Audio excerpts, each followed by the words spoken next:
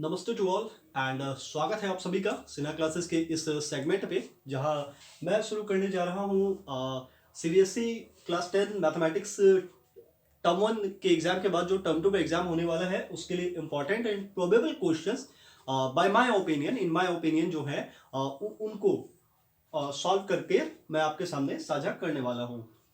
तो सबसे जो पहला क्वेश्चन मेरी नज़र में आ रहा है इस वक्त जो मेरी क्लासेस में मैं ले रहा हूँ हाइट एंड डिस्टेंसेस, ऊंचाई एवं दूरी, उससे संबंधित एक प्रश्न है जो इस वक्त मेरे दिमाग में आ रहा है and that is the question number 28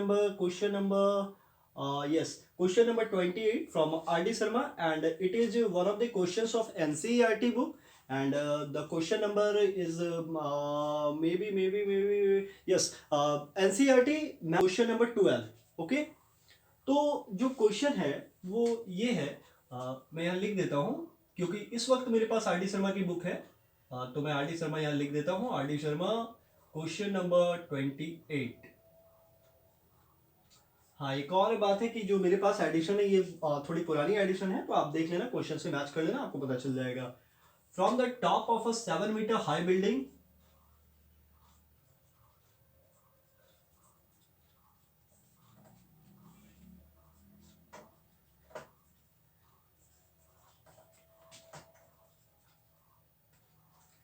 from the top of a 7 meter high building, the angle of elevation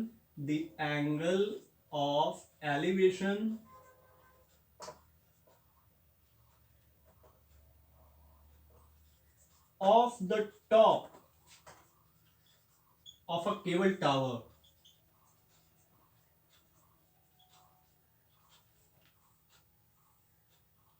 is 60 degree and the angle of depression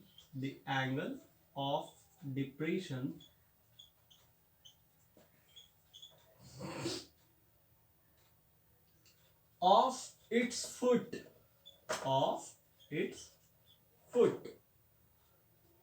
is 45 degree. Find the height of the tower. Find the height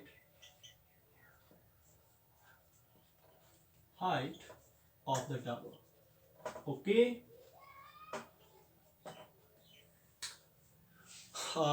question से related जो पहली बात वो ये कि मैंने आपको पहले ही वीडियो में बता दिया है कि आप बिल्कुल ना समझे कि यहाँ पे मैं टीचिंग कर रहा हूँ, आपको पढ़ा रहा हूँ। आप ये समझे कि टर्म 2 के लिए मैं आपको रिवीजन करवा रहा हूँ और मेरी ओपिनियन से जो क्वेश्चंस मुझे ज़्यादा इंपॉर्टेंट लगते हैं चैप्टर वाइज जो आपका सिलेबस है और जो थोड़े पेज वाले क्वेश्चंस लगते हैं और मैं कह सकता हूँ कि जो मतलब मुझे लगता है कि कॉमन स्टूडेंट को भी परेशान कर सकते हैं ऐसे क्वेश्चंस, तो वो क्वेश्चंस मैं आपसे साझा कर रहा हूं ताकि आपकी रिवीजन भी हो जाए।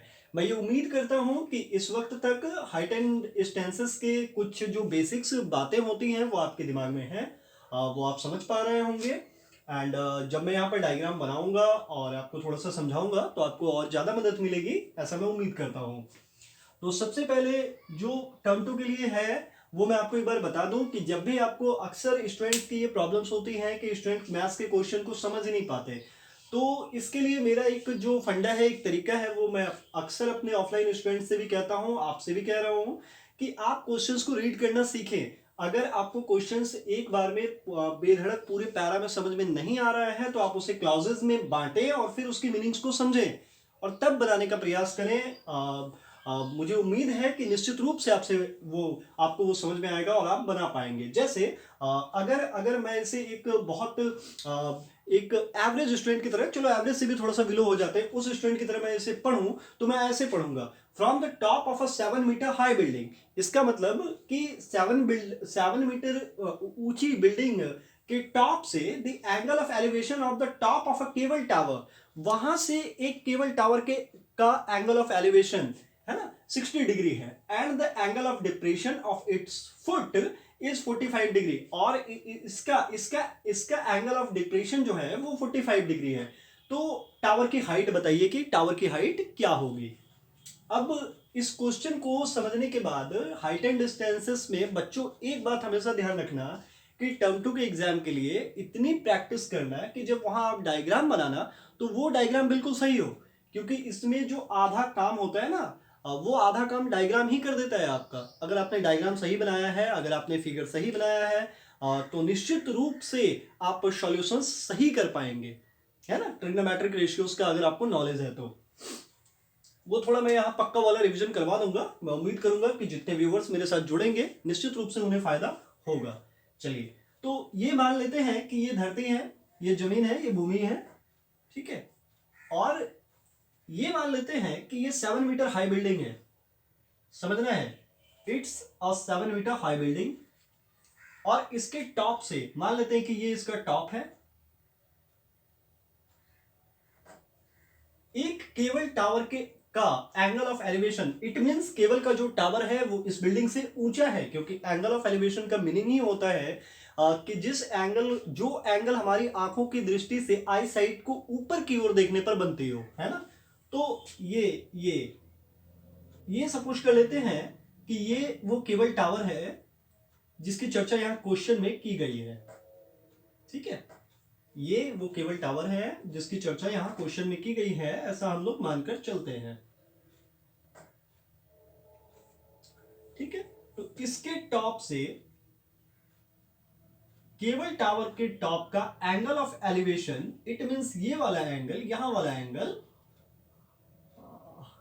60 डिग्री है, ठीक है।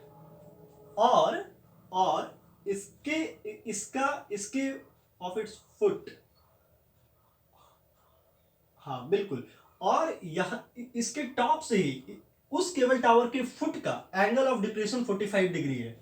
ये जरा समझना कितना पेज है क्वेश्चन में, देखना इस पेज को समझना कि उसी बिल्डिंग से, बिल्डिंग की चर्चा हो रही है, हाई बिल्डिंग, उसी बिल्डिंग से उस केबल टावर के फुट का एंगल ऑफ डिप्रेशन 45 डिग्री है। It means angle of depression कहां क्रिएट हो रहा है, यहां बन रहा है, यहां फॉर्म हो रहा है। तो ये अगर 45 डिग्री है तो according to the rule of alternative interior angles, तो ये अगर 45 है तो ये भी 45 ही होगा, ओके। अब हमें बताना है कि केबल टावर की हाइट क्या है, what is the height of cable tower. तो सबसे पहला काम जो है वो हम ये कर लेते हैं कि इसके नाम दे देते हैं, इसके जितने भी वर्टिसेस हैं उनके नाम दे देते हैं। तो सबसे पहला नाम ये दिया ए, ये दिया बी, ये दिया सी, ये दिया डी और ये दिया ई।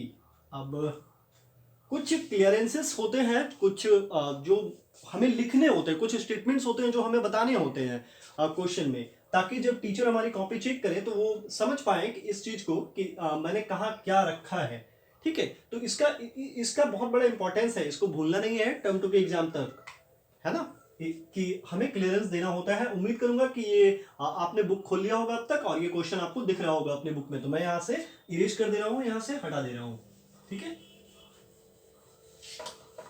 चलिए, डायग्राम का बहुत बड़ा महत्व है तो डायग्राम नहीं मिटाऊंगा, मैं डायग्राम इरेज नहीं करूंगा, उसके ऊपर ही और साइड से ही बना दूंगा क्वेश्चन को, ठीक है। ऐसे ये बहुत इंपॉर्टेंट नहीं है कि आपको इतनी बड़ी जमीन दिखानी हो, इतना सा भी चलता है कि वो एक प्लेन सरफेस है, वहीं केबल टावर है और वहीं पर बिल्डिंग है उसी सरफेस पे, ठीक है। चलिए सॉल्यूशन करते हैं अब इस क्वेश्चन का। तो हम सबसे पहले लिखेंगे कि let CD be the building of height 7 metre. चलिए, height 7 metre and AE be the cable tower, और AE को हम लोगों ने मान लिया केबल टावर, ठीक है, क्लियरली। अब देखना कुछ चीजें ऑटोमेटिकली क्लियर हो रहे हैं। क्या क्या क्लियर हो रही है, CD और BE इक्वल होंगे, ये क्लियर हो रहा है अकॉर्डिंग टू डायग्राम। जिन परिस्थितियों में ये जो परिस्थिति बन रही है उसमें जब भी हम लोग देखेंगे तो केबल का जो टावर है उसमें जो BE वाला पॉइंट होगा वो CD पॉइंट के यानी बिल्डिंग के इक्वल होगा, इस हाइट के, है ना। ये समझने वाली बात है। और दूसरी चीजें क्या क्लियर हो रही हैं, दूसरी चीजें क्लियर हो रही हैं कि BC इक्वल हो जाएगा DE के, ठीक है। हाँ, तो दो दो चीजें क्लियर हो गई यहाँ कि सी डी बी के इक्वल है और बी सी डी ई के इक्वल है। तो अब हमारे पास दो राइट एंगल ट्राइंगल है, एक तो ये वाला है, एक तो ये वाला है और एक ये वाला है। ठीक है, अच्छा इसमें ज्यादा परेशान नहीं होना है। बहुत सारे स्टूडेंट ना इसको भी बना लेते हैं, इससे भी बना लेते हैं, क्वेश्चन को इससे सॉल्व कर लेते हैं। ठीक है, एक्चुअली क्या है कि ये अगर 7 मीटर है और ये भी 7 मीटर है और ये कॉमन है, ये साइड कॉमन है, ये जरा गौर से देखना, ये सॉरी ये साइड कॉमन नहीं है, ये इसके इक्वल है, बी सी डी ई के इक्वल है। पूरी पेज समझ जाओगे, अभी देखना समझना, ये और ये इक्वल है, ये और ये इक्वल है और ये कॉमन साइड है। तो इस बात की पूरी गारंटी हो गई कि ये दोनों ट्राइंगल आपस में कॉन्ग्रुएंट हो जाएंगे, इसकी पूरी गारंटी हो गई। तो फिर आप इस ट्राइंगल को ले लें चाहे इस ट्राइंगल को ले लें, क्वेश्चन आपका किसी भी एंगल से सही ही होगा, सॉल्यूशन सही होगा। ठीक है, यानी आप आंसर एकदम सही पहुंचोगे। तो मैं दोनों तरीके से बना के एक बार दिखा देता हूं, उम्मीद करूंगा थोड़ा समय लगेगा लेकिन आप पूरी पेज समझ जाओगे क्वेश्चन की। तो ये क्लियरेंस हमने दे दिया और सी डी और बी दोनों ही 7 होंगे और बी सी और डी ई हम लोग फाइंड करेंगे, बिकॉज क्योंकि इन दोनों ही ट्राइंगल में एक चीज कॉमन है, उनका बेस। जरा गौर से देखो, ये वाला बेस इक्वल है, तो ये कॉमन हो गई इस ट्राइंगल में भी और इस ट्राइंगल में भी। तो सबसे पहले हम लोग इसका बेस निकाल लेते हैं। In triangle C D E हम लोग लिखेंगे in triangle C D E. जरा ध्यान करो कि perpendicular is given and we have to find out the value of base, the length of base. तो निश्चित रूप से हम लोग यहाँ पर tan और cot का यूज करेंगे, बिकॉज tan और cot में ही वो रेशियो आता है परपेंडिकुलर एंड बेस। तो हम यहाँ लिखेंगे tan 45 degree is equal to C D upon D. समझ रहे मैं किस पेज की बात कर रहा हूं।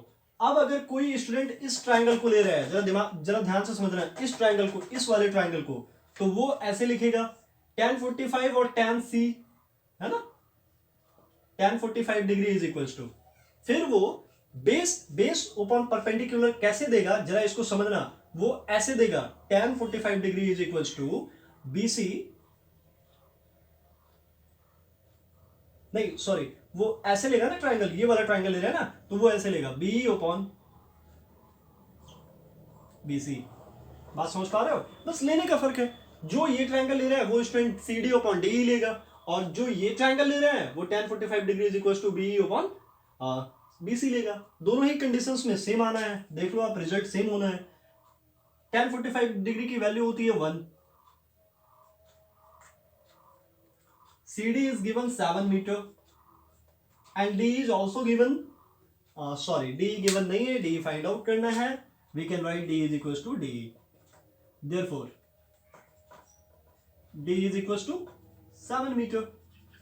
तो इसका मतलब क्या हुआ कि डी भी 7 मीटर। ये तो आसान सी बात थी कि अगर ये 7 मीटर है, angle of elevation 45, depression 45 degree है, तो पक्का है कि उसका बेस भी 7 मीटर ही हो जाएगा। तो अब देखना, अब कितनी बातें क्लियर होती है, देखना। चलो इसके थ्रू भी बनाते हैं। tan 45 डिग्री 1, अगर किसी स्टूडेंट ने ये ट्राइंगल लिया है तो बी वो लिखेगा 7, because C D is equal to B is equal to 7 and B C is equal to वो लिखेगा बी सी, और वो ऐसा करेगा B C is equal to 7। अब देखना, बात को समझना, एक स्टूडेंट है जो बी सी 7 मीटर निकाल रहा है और एक स्टूडेंट है जो डी ई 7 मीटर निकाल रहा है। Both the students are correct, दोनों ही स्टूडेंट सही हैं। बी सी भी 7 होगा और डी ई भी 7 ही होगा। ठीक है, तो मेरा बताना बस इतना था आपको कि आप इस ट्रायंगल को ले लो या इस ट्रायंगल को ले लो, बात एक ही है, आप एकदम सही रिजल्ट पे पहुंचोगे।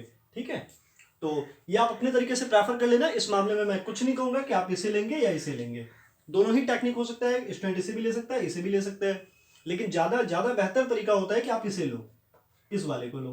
टेक्निकली ये ज्यादा बेहतर है इस ट्रायंगल को लेना। ठीक है, चलिए अब आगे बढ़ते हैं। ठीक है, हमने यहां से निकाल लिया कि बी सी 7 मीटर है, ये हम ध्यान रखेंगे। सॉरी, डायग्राम इरेज हो गया मुझसे, मेरी गलती थी, मुझे साइड में डायग्राम बनाना चाहिए था। ठीक है, चलो मैं जल्दी से एक बार डायग्राम बना ही देता हूं। ये ऐसा था, ये ऐसा था, ये केबल टावर था,